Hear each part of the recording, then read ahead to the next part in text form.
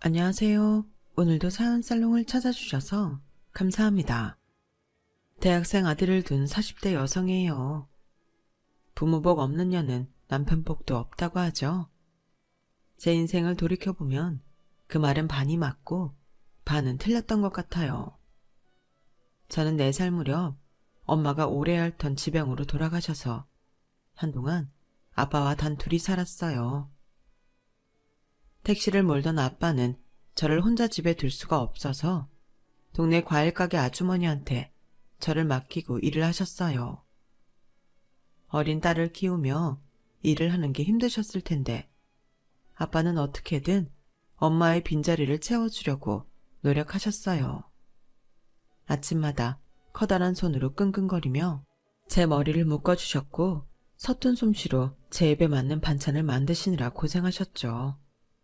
하지만 아빠가 아무리 노력을 해도 엄마의 빈자리는 티가 났어요. 동네 아이들이 엄마 없는 애라고 놀리며 놀아주지 않았으니까요. 이런 사정을 딱하게 여긴 과일가게 아주머니는 틈만 나면 저희 아빠한테 재혼 얘기를 꺼내셨어요. 그럴 때마다 아빠는 한사코 거절을 하셨고요. 누가 정시 좋으라고 재혼하라는 줄 알아?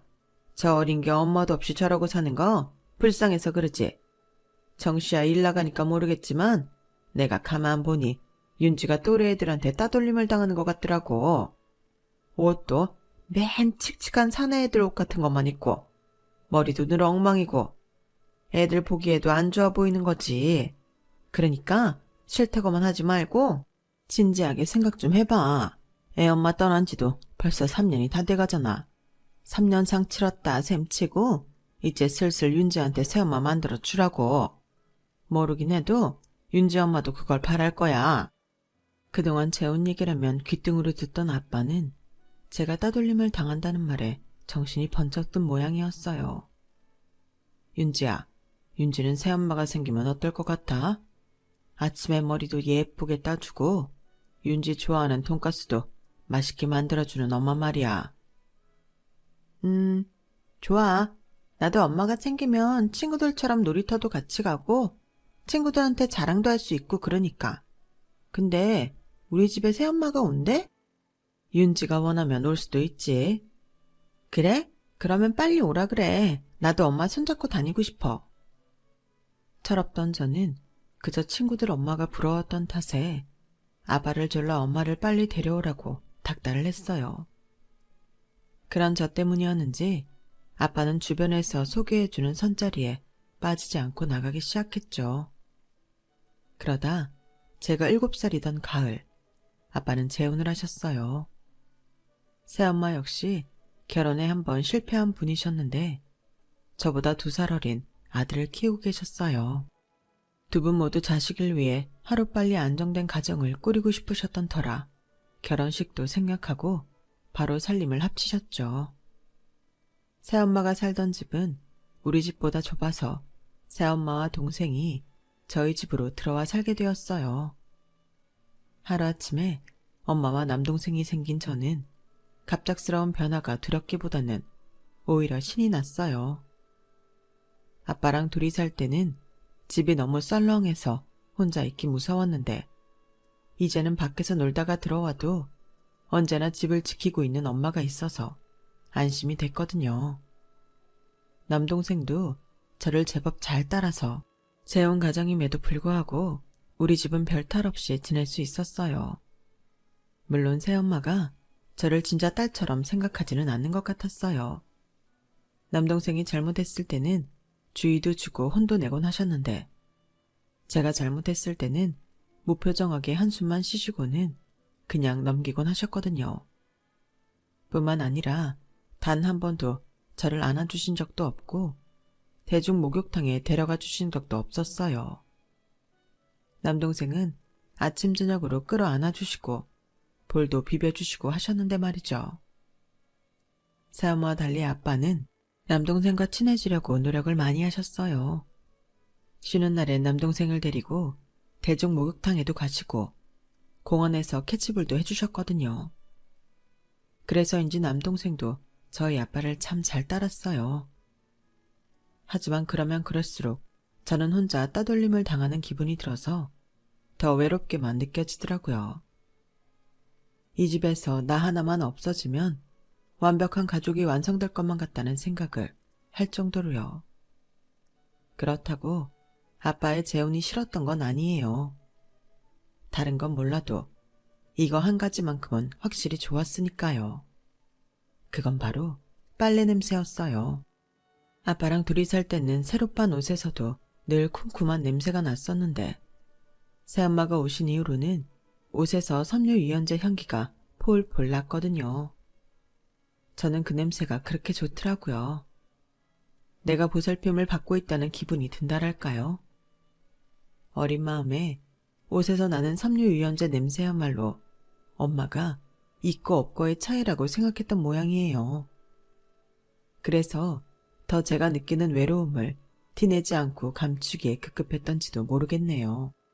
나만 입 다물면 우리 가족의 행복이 깨지지 않고 지속될 수 있을 것 같았어요. 하지만 그건 제 착각일 뿐이었나 봐요. 제 노력에도 불구하고 제가 중학교 3학년이 되던 해 저희 집에는 불행이 닥쳤거든요. 아빠가 교통사고를 내는 바람에 상대편 운전자가 크게 다쳤고 합의금을 감당하기 위해 택시도 팔고 빚까지 져야 했으니까요. 모범 택시를 몰던 아빠는 회사에 들어가 일반 택시를 몰게 되었어요. 전보다 일하는 시간은 길었지만 벌어오는 돈은 전보다 못했는지 늘 새엄마랑 돈 때문에 말다툼을 벌이셨죠. 그만 좀 닥달해. 나도 한다고 하잖아. 나도 힘들어. 그러니까 제발 돈돈거리지 좀 마. 내가 나주차고 그래요. 당장 생활비에 애들 학원비까지 돈 나갈 구멍은 사방에 널렸는데 벌어오는 돈이 쥐꼬리 같으니까 그러잖아요. 그럼 당신도 나가서 돈 벌어. 나만 붙잡고 돈 타령하지 말고. 누군 일 안 하고 싶어서 하네요. 내가 일 나가면 애들은 누가 키워요. 살림은 누가 하냐고요. 그러게 왜 졸음운전은 해가지고 이게 다 당신이 버린 건데 왜 나만 못된 아내를 만드냐고요. 매번 똑같은 얘기의 반복이었지만 부모님이 안방에서 말다툼을 하실 때마다 저는 겁이 나곤 했어요. 이러다 두 분이 갈라져서 다시 예전처럼 아빠와 단둘이 살게 되면 어떡하나 하고 말이죠. 겁을 먹은 남동생을 끌어안고 괜찮다고 안심을 시켜주고 있었지만 정작 제 자신은 하나도 괜찮지 않았어요. 그러다 몇 달 뒤 경제가 어려워서 그런지 택시 손님이 별로 들지 않아서 아빠는 입사한 지 1년도 되기 전에 정리해고를 당하게 되었어요. 당장 생계를 책임져야 했던 아빠는 공사판에 나가 막노동을 시작했고 그러다 실족을 하는 바람에 세상을 떠나시고 말았어요. 평소와 똑같이 식구들이 잠든 새벽에 혼자 일을 나가셨던 아빠였는데 밤이 되자 아빠 대신 아빠의 부고가 날아든 거였죠.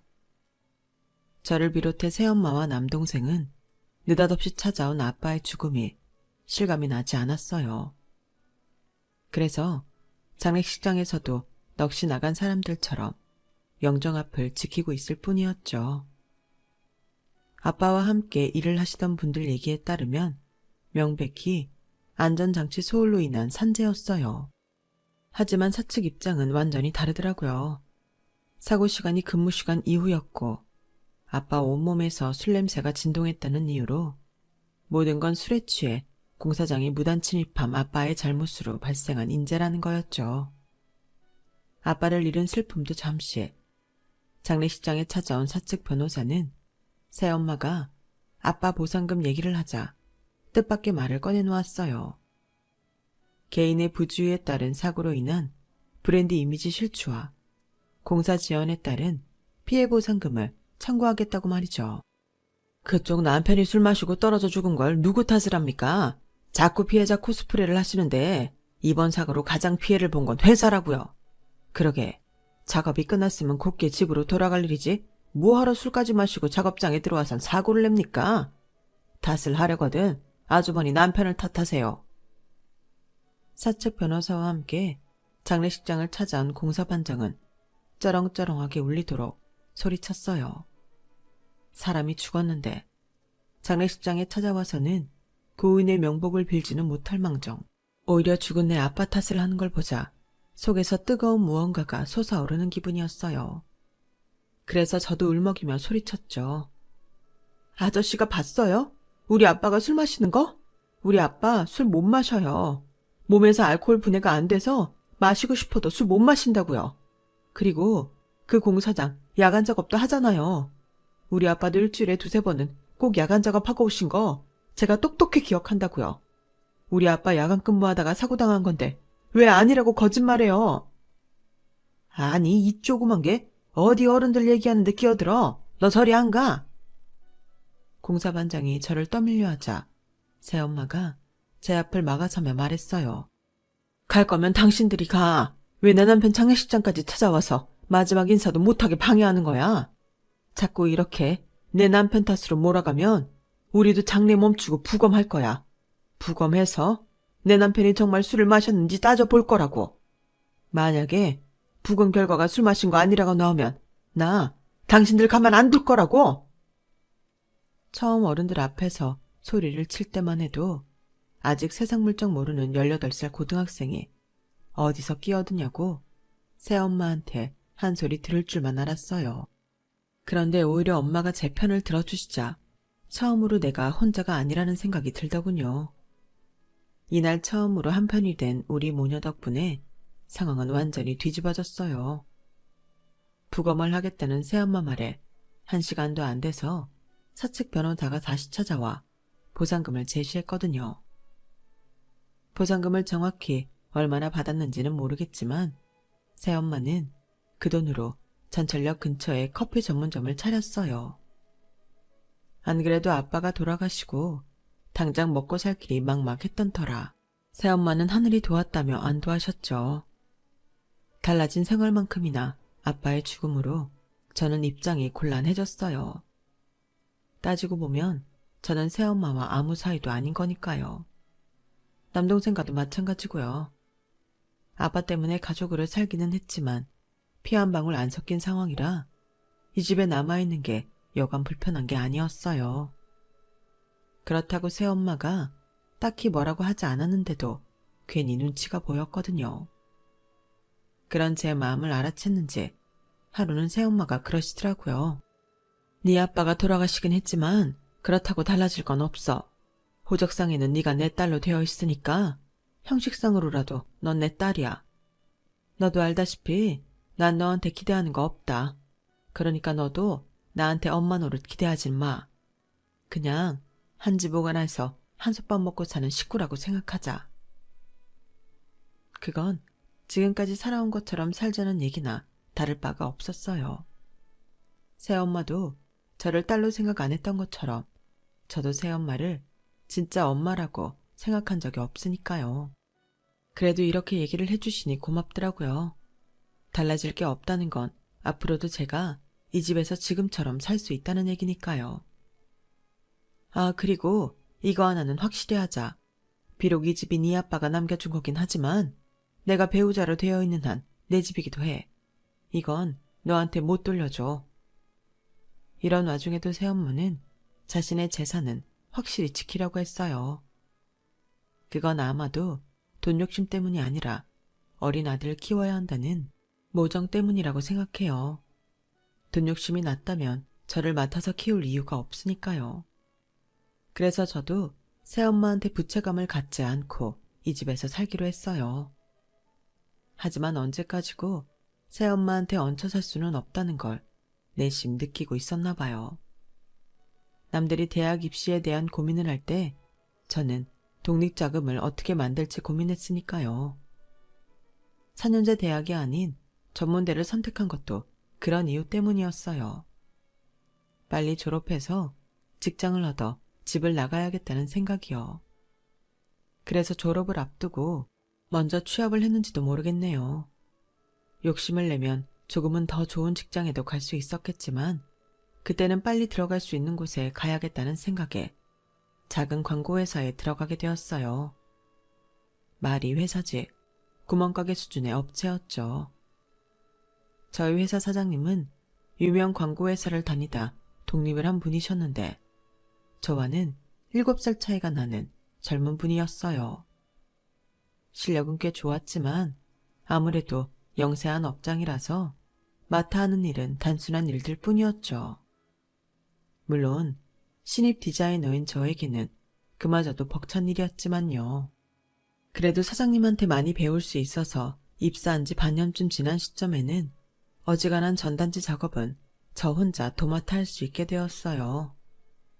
사장님이 디자인을 전공한 분이라서 저희 회사의 디자이너는 초보인 저뿐이었어요. 그래서 사장님과 둘이 작업하는 시간이 많았죠. 그런데 아무리 일적으로 만난 사이라고 해도 젊은 남녀가 하루 종일 붙어 있다 보니 일이 안 생길 수가 없더라고요. 언제부터인지 모르겠지만 저는 사장님을 남자로 보게 되었고 사장님 역시 저와 다르지 않았거든요. 그래서 영업을 맡은 직원들이 사무실을 나갈 때만 기다리게 되더라고요. 그래야 사장님과 단둘이 사무실에 남게 되니까요. 마치 데이트를 하듯 함께 일을 하고 점심을 먹고 때로는 야근까지 하면서 썸 아닌 썸을 타게 되었죠. 그러다가 본격적으로 사귀기 시작한 건 사장님 댁에서 결혼 닭달이 시작된 시점이었어요. 선을 보라는 어머님 전화에 이런저런 핑계를 대던 사장님이 하루는 제게 그러더라고요. 윤지씨, 나 그냥 선 볼까요? 나이도 있고 집에서도 닭달인데 윤지씨는 내가 어떻게 하는 게 좋겠어요? 순간 머릿속으로 어떻게 대답을 할까 고민을 했어요. 그런데 생각을 마치기도 전에 저도 모르게 제 입에서 이런 말이 튀어나와 버린 거예요. 보지 마세요. 그냥 저랑 사귀면 되잖아요. 말을 하고도 내가 왜 그랬을까 후회를 했지만 사장님 얼굴을 보니 제가 정답을 말한 것 같더라고요. 다행이다. 그렇게 말해줘서. 내가 3살만 어렸어도 윤지 씨한테 이런 고민을 떠넘길 거 없이 내가 먼저 사귀자고 했을 거예요. 나이가 많다는 게 이렇게 사람을 비겁하게 만들 줄 몰랐네요. 우리 그럼 오늘부터 1일인 거예요. 기다렸다는 듯 1일을 선언하는 사장님을 보니 무모했던 제 대답이 그렇게 다행일 수가 없었어요. 직원들 모르게 연애를 하던 사장님과 저는 1년 조금 넘게 연애를 하다가 결혼을 하게 됐어요. 하루라도 빨리 돈을 벌어 독립을 하려고 했던 저는 독립 대신 출가를 하게 된 거죠. 결혼을 앞두고 하루는 새엄마가 저를 부르시더라고요. 이렇게 일찍 결혼하게 될 줄은 몰랐어. 아직 정리가 덜 됐거든. 이럴 때 내 몫이다. 이러면서 가게 정리한 돈 넘겨주면 좋겠지만 아직 내가 그럴 형편이 아니야. 처음엔 이게 무슨 소린가 했어요. 알고 보니 새엄마는 아빠가 돌아가셨을 때 받은 보상금을 저한테 돌려주시려고 했던 모양이에요. 목구멍이 포도청이라 그땐 가게부터 차리고 봤는데 그래도 네 아빠 사망 보상금은 너한테 돌려줘야겠다 마음먹고 있었거든. 일단 그간 모아둔 돈이다. 이걸로 결혼 준비하고 가게는 차차 정리해서 줄게. 안 그러셔도 돼요. 지금까지 저 키워주셨잖아요. 새엄마 아니었으면 제가 어떻게 지금처럼 살 수 있었겠어요. 나이가 있어서 시설에 들어갈 수도 없었을 거고 대학 공부도 불가능했을 거예요. 주신 돈은 받을게요. 저는 그거면 돼요. 새엄마가 주신 돈으로 혼수 준비도 했고 시댁에 부족하지 않게 예단비도 보낼 수 있었어요. 그런데 막상 결혼식 날짜가 다가오니 걱정이 되더라고요. 그때까지도 저는 남편한테 새엄마와 제 관계를 설명하지 않았거든요. 인터넷을 찾아보니 이런 것도 나중에 문제 삼자 치면 이혼 사유가 된다고 해서 늦었지만 남편한테 솔직히 말했어요. 그랬더니 남편이 자기 집에는 비밀로 하자고 하더라고요. 어차피 나한테 달라질 건 없지만 그래도 부모님 입장에선 그렇지 않을 수도 있잖아. 재혼 가족이면 어때? 난 상관없어. 오히려 많이 외로웠을 텐데 잘 자라줘서 고맙지. 나중에라도 어머님 아버님이 아시면 많이 노여워하실 거예요. 지금 말하는 게 좋지 않을까요? 우리 부모님은 내가 더 잘 알아. 그런 꼬투리 잡히면 결혼 생활 내내 네가 힘들어져. 난 옆에서 그걸 지켜볼 수밖에 없고. 우리 둘 다 고생인데 그래도 좋아? 양심에 찔리기는 했지만 재혼 가정에서 자랐다는 꼬리표를 새로 시작하는 결혼 생활까지 끌어들이기는 싫었어요. 그래서 남편 뜻을 따르기로 했죠. 이게 나중에 얼마나 큰 문제로 번지게 될지는 모른 채 말이에요. 남편 말대로 시부모님은 마음이 넓고 따뜻한 분들은 아니었어요. TV나 영화에서 나오던 딱 시부모님 스타일이었죠. 며느리는 돈 안 들이고 쓰는 일꾼이라는 마인드가 강하셔서 시댁에 일이 있을 때면 밤이고 낮이고 상관없이 저를 불러다 쓰셨어요. 제 입으로 저를 두고 썼다는 표현을 하는 게 좀 그렇긴 하지만 정말 그 표현이 정확했어요. 남편이 살이 빠지면 무조건 제 탓. 남편 사업이 안 돼도 무조건 제 탓. 시어머니 친구분이 부잣집 며느리를 들여써서 배가 아파도 제 탓이었거든요. 좋은 건 다 당신들 덕분이고 안 좋은 건 모조리 저랑 제 친정 탓을 하셨어요. 오죽하면 어머님 친구분이 시어머니한테 당하고 사는 제가 딱해 보였는지 그러시더라고요. 요즘에 누가 자기처럼 며느리를 구박해. 그러다 나이 들면 팽당하는 수가 있어. 조심해. 요즘은 말이야. 시어머니가 며느리 눈치 보는 세상이라고. 딸이라고 돈 안 들이고 사랑 안 줘서 키우나? 아들 키우는 거랑 똑같이 키워서 결혼시키는데 왜 유독 시어머니 자리만 그렇게 자식 가진 유세를 떠냐고. 아, 내 딸이 자기 같은 사람을 시어머니로 둔다고 하면 난 그 결혼 도시락 싸들고 다니면서 말릴 거야. 이 옆엔 내가 왜 남의 집 일에 왈가왈부야. 쉰소리 해댈 거면 집에 가. 내가 내 며느리 교육시키겠다는데 자기가 왜 나서. 내가 이럴 땐 할만하니까 이러는 거라고. 자식은 엄마 닮는다는데 내 며느리 키 좀 봐. 난장이 똥자루만 해서는. 게다가 인물도 그렇지. 콧대가 생기다 만 것 같잖아. 얘, 너 그 코로 숨은 제대로 쉬긴 하니? 키도 작아, 인물도 별로야. 게다가 학벌은 전문대 졸업이라니? 어디 하나 마음에 드는 구석이 있어야 예쁠 거 아니야. 네 입으로 말해봐라. 내 말이 틀렸니? 네, 제가 키가 좀 작긴 해요. 155cm거든요. 하지만 인물이 못났다는 말은 살면서 한 번도 들어본 적 없는데 시어머니는 늘 저보고 못생겼다고 그러시네요. 그러시면서 당신 아들은 자기 닮아서 키도 크고 인물도 좋고 공부까지 잘했다며 그렇게 자랑을 하세요.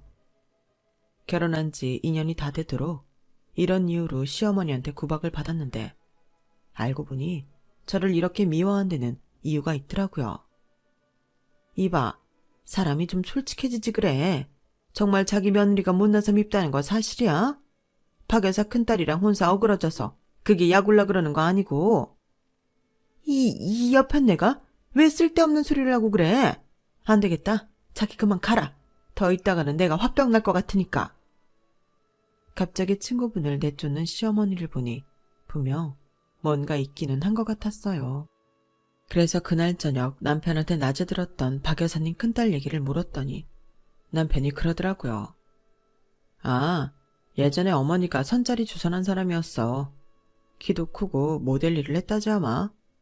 지금은 인터넷 쇼핑몰 차려서 돈 좀 벌었더나 봐. 가끔씩 어머니가 많이 배 아파하셔. 어머니도 참 인연이 아닌 사람을 탐내서 뭐 한다고 그러시나 몰라. 당신도 그냥 한 귀로 듣고 흘려. 어머니 욕심까지 당신이 떠맡아 가슴앓이 할 거 뭐 있어. 어찌됐던 내 와이프는 당신인데. 남편은 신경 쓰지 말라고 했지만 어머님은 그럴 틈을 주지 않으셨어요. 저를 볼 때마다 놓친 며느리감 생각이 나시는지 사사건건 트집이셨으니까요. 그러다 결혼 3년 차에 접어들면서 제가 임신을 하고 그해 겨울에 출산을 하자 그때부터는 좀 덜 하시더라고요. 손자까지 본 마당에 남의 며느리 아쉬워해봤자 소용없다는 걸 깨달은 모양이었어요. 손 귀한 집에 시집와 첫애를 아들을 낳은 덕에 이전과는 달리 결혼 생활이 순탄해진 저는 이제야 좀 살만하다 싶었어요. 하지만 부모 복 없는 년은 남편 복도 없다고 우리 아이가 2돌도 되기 전에 남편이 교통사고로 세상을 떠나고 말았어요. 하루아침에 남편을 잃은 제게 시어머니는 남편 잡아먹은 년이라며 장례식장에도 못 들어오게 하더군요. 그리고 남편 유골이 안치된 납골당도 알려주지 않았어요. 그때까지만 해도 자식의 죽음이 하도 애통해서 며느리인 저한테 화풀이를 하시나 보다 생각했는데 그게 아니었더라고요. 나중에 안 사실이지만 가해자 측한테 받을 합의금이 목적이었던 거예요. 그때는 제가 너무 경황이 없어서 그런 건 생각도 못했는데 남편 대신 회사를 꾸려나가면서 회사 직원들과 업체 사장님들을 통해 전해들어 알게 된 거예요. 그런데도 시부모님은 제 앞에선 합의금 얘기는 이런 방구도 하지 않고 오히려 남편 앞으로 나온 사망보험금 얘기를 하시더라고요. 내 아들 목숨값인데 부모인 우리가 받는 게 당연한 거 아니겠니? 너는 내 아들 죽고 집도 챙기고 회사도 챙겼으니 남는 장사 아니니? 아직 나이도 어리니 새 출발할 수도 있고 말이야. 하지만 우리는 하나뿐인 아들을 잃었다. 우리는 얻은 것도 없고 새 출발할 여지도 없어. 그러니 생때 같은 자식을 잃은 부모에 대한 위로금이라고 생각하고 내 아들 사망보험금은 우리한테 내놓거라. 드릴게요. 대신 한 가지만 약속하세요. 그래, 네가 이렇게 순순히 나오는데 우리도 뭐 하나쯤은 해줘야겠지. 설마 우리한테 돈 달라는 얘기는 아닐 테고 뭐니? 네가 바라는 게? 앞으로 제 아이한테는 어떠한 권리도 행사하지 마세요. 얼굴 보겠다는 생각도 하지 마시고 제사밥 얻어먹겠다는 야무진 꿈도 꾸지 마세요. 그냥 처음부터 없던 셈 치고 사세요. 그렇게 해주시면 보험금 다 드릴게요. 시어머니는 길길이 날뛰며 못된 며느리가 자기 아들 죽인 것도 모자라 손주까지 뺏는다고 난리를 치셨지만 돈 앞에 장사 없다고 결국 제 조건을 수락하셨어요. 그렇게 시댁과 연을 끊은 저는 내 아이 하나만 보고 살았어요. 세상 어디에도 가족은 내 아들 하나뿐이었으니까요. 하지만 이제 겨우 2돌 된 아이를 데리고 일을 하는 건 생각만큼 쉬운 게 아니었어요. 이럴 때 친정엄마라도 있었다면 도움을 청했겠지만 새엄마와 제가 그런 사이는 아니라서 부탁조차 하지 않았어요. 그렇다고 남편 회사를 손 놓고 방관할 수도 없었어요. 남편 사망보험금도 시댁에 다 넘긴 판에 아이와 함께 살아가려면 회사를 놓을 수가 없었거든요. 그래서 직원들에게 양해를 구하고 사무실에 아이를 데리고 출근을 했어요. 남편이 죽기 전에 맡았던 일들을 처리하고 남편의 부재로 거래처가 끊기지 않도록 관리도 해나갔어요. 제게는 남편 잃은 슬픔에 빠져있을 시간이 없었어요. 우리 모자의 생계와 회사에 딸린 직원들의 생계가 달린 회사를 온전히 운영하는 것만으로도 제겐 벅찼으니까요. 그렇게 3년을 정신없이 내달린 덕에 회사는 남편이 살아있을 때보다 더 탄탄하게 자리 잡을 수 있었어요. 경기 불황으로 일감이 줄어들었을 때 아이돌 팬클럽 등과 연계해 틈새 시장을 노린 게 주요했어요.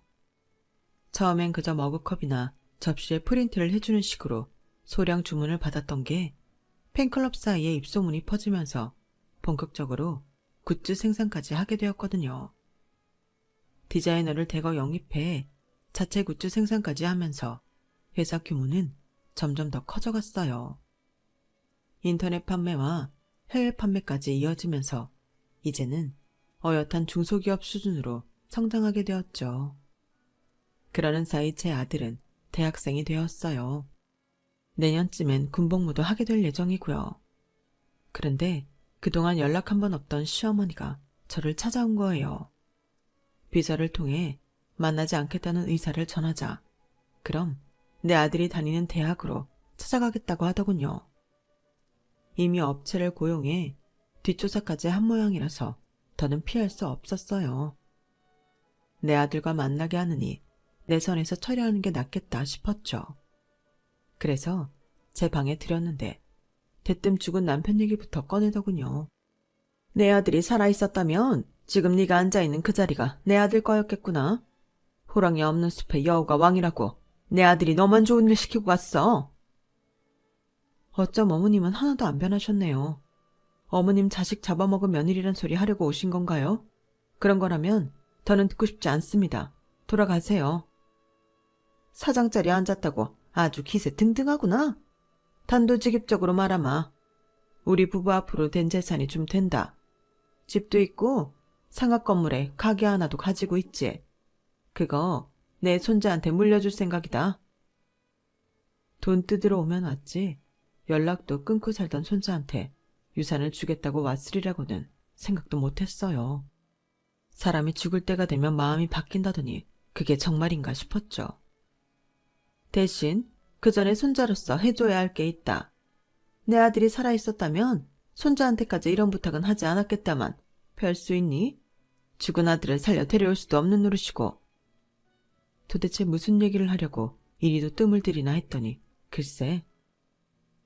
간이식 받아야 한다는구나. 자식도 앞서 보내고 남편마저 먼저 떠나보낸 마당에 사는 게 무슨 의미냐 했다만 그래도 개똥밭에 굴러도 이승이 좋은지 아직은 더 살고 싶구나. 20살이면 한창 때 아니겠니? 지 할미한테 간 좀 떼어준다고 무리가 갈 나이도 아니니 말이다. 공짜로 달라는 것도 아니니 거절은 하지 마라. 세상에, 그러니까 유산 챙겨줄 테니 내 아들 간을 달라는 얘기였어요. 그 말을 조금도 미안한 표정 없이 해대는 꼴을 보고 있자니 속이 뒤틀리고 욕지기가 일더군요. 이게 무슨 개떡 같은 소리예요. 지금 돈 줄 테니 내 아들 간을 내놓으란 소립니까? 어머님은 어쩜 그렇게 한결같이 뻔뻔하세요?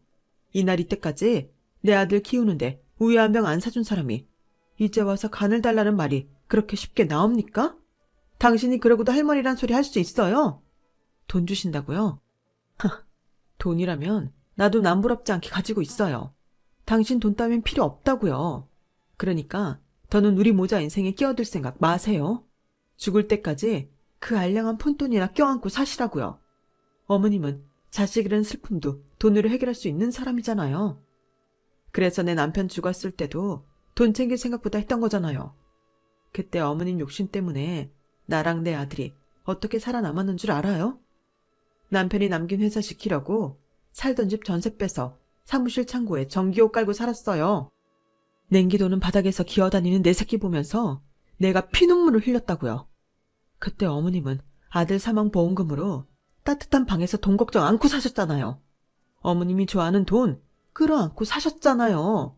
그러니까 죽을 때도 그 좋아하는 돈 잘 끌어안고 가세요. 부고도 알리지 마시고 돈에 파묻혀 조용히 가시라고요. 경고하는데 지금 이 순간부터 내 아들 앞에 그림자라도 건드렸다간 그 알량한 돈도 다 뺏어버릴 테니까 가서 숨죽이고 사세요.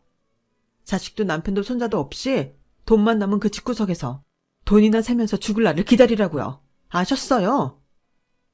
20년 가까운 세월이 흘렀음에도 가슴에 응어리진 마음이 풀리지 않았던 저는 시어머니를 매몰차게 내쫓았어요. 살기 등등한 제 모습 때문이었는지 아니면 오래전 내 남편 사망보험금을 뺏어가며 작성한 각서 때문에 돈을 뺏길지 모른다는 두려움 때문인지 시어머니는 그 후로 저나 제 아들 앞에 나타나지 않았어요. 이제는 다 지난 일인데도 여전히 겨울만 되면 힘들었던 시절이 떠오르곤 해요. 어떻게든 회사를 살려보겠다고 전세 보증까지 빼서 넣었지만 경기 불황으로 일감은 줄어들고 매달 돌아오는 직원들 월급날이 제 목을 조이는 올가미처럼 느껴지던 때였죠. 사무실 냉골 바닥에 깐 전기장판과 전기 스토브 하나로 추운 겨울을 보내야 했던 저희 모자를 구해준 건 새엄마였어요. 우리 아들이 폐렴으로 병원에 입원해야 했는데 제 수중엔 10,000원짜리 한 장이 없더라고요. 이미 직원들 월급도 밀린 상황에 어디서 돈을 구할 수도 없었죠. 그래서 마지막 수돈으로 새엄마한테 전화를 걸었어요. 제 남편 장례식 때도 연락조차 안 했던 터라 제 부탁을 들어줄 리 없을 거라는 생각을 했는데 제 오해였더라고요. 새엄마가 제 전화를 끊고는 바로 병원으로 달려오셨거든요. 새엄마 덕분에 병원에서 적절한 치료를 받은 제 아들은 며칠 뒤 무사히 태어날 수 있었어요. 새엄마는 회사 사무실 창고에서 살고 있는 저희 모자를 집으로 데려가셨어요. 죄송해서 쭈뼛대는 저를 보시고는 버럭 소리를 치시더라고요. 넌 엄마가 돼서는 자식을 위해서 이 정도 상황도 못 버티니? 난 내 아들 먹여 살리자고 어린 너한테 네 아빠 집까지 뺏은 사람이야. 이렇게 모진 짓도 서슴지 않고 했는데 넌 이 정도 일도 못 참아? 염치가 없으니까 그러죠. 팔자 좋은 소리 한다. 창피한 게 무슨 소용이야? 내 새끼 먹여 살리는 게 먼저지. 잔말 말고 회사 사장 좋아질 때까지 여기서 지내. 어떻게 어린 걸 그 차가운 바닥에서 키울 생각을 해? 그리고 내가 전에 말했잖아. 네 아빠 보상금은 너한테 돌려주겠다고. 그때 네가 가게 안 뱉고 놔둬준 덕에 나 그동안 돈도 많이 벌었다. 그때 못 준 돈 이번에 해줄 테니까 그거 가져가서 회사부터 살려. 회사가 살아야 너랑 네 자식도 살 거 아니야. 제발 마음 굳게 먹고 살아 이거사. 엄마가 되는 게 뭐 쉬운 일인 줄 알았니? 네 새끼 제대로 키워내려면 넌 한참 더 뻔뻔해져야 돼. 새엄마의 현실적인 조언 덕에 저는 그 어려운 시기를 이겨낼 수 있었어요. 그래서 지금도 새엄마를 만날 때면 그날 일이 떠올라 가슴이 뭉클해지곤 한답니다. 비록 제게 그리 살갑지는 않았어도 제 인생에서 가장 힘들고 어려운 순간마다 나타나 저를 도와준 새엄마를 생각하면 제가 부모복이 없는 것만은 아니란 생각이 드네요. 아니, 오히려 부모복이 있는 거겠죠. 이제는 오히려 마음 편히 늙음하게 친구 같은 엄마라고 생각하며 서로를 위해서 살아보려 합니다. 저를 따뜻하게 만들어준 새엄마도 따뜻하게 해드려야겠죠. 지금까지 제 사연을 들어주셔서 감사합니다. 항상 건강하세요. 여러분, 사연 댓글에 응원과 현명한 조언 부탁드려요. 좋아요와 구독은 저에게 큰 힘이 됩니다. 오늘도 좋은 일 가득하세요.